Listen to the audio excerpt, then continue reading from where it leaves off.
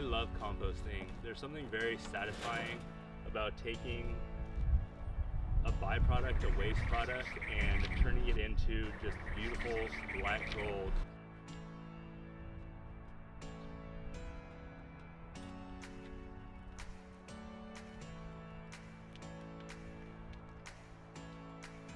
So this is my little mini windrow, and me and my wife turn this pretty much every day.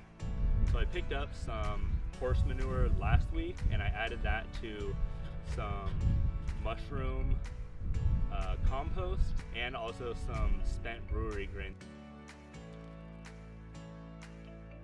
It is a lot of work though to turn this pile every morning because we need to get all that heat out, we need to get air into it so we don't get any anaerobic areas. So it can go anaerobic fairly quickly, like within a day of not turning it if it's at that higher temperature of like 160 degrees or so. But for right now, since we just added this and it's the middle of the day, I'm gonna go ahead and let it sit. We did a good job of mixing it in and also adding in some water because the horse manure is a little bit on the dry side, but that's okay. We'll see how the compost pile looks tomorrow as we turn it. And if we need to, we'll add more water in to keep this process cooking.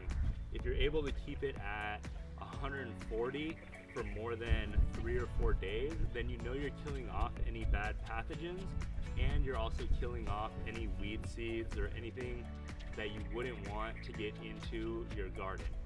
I'll try and get a video tomorrow morning of us turning it. I turn it pretty early in the morning because it's nice and cool out, but I'm sure a lot of heat will be coming off of this pile, so I'll do my best to show you how the hot compost is coming along tomorrow and how much it's heated up. All right, I'll see you on the next one. Bye.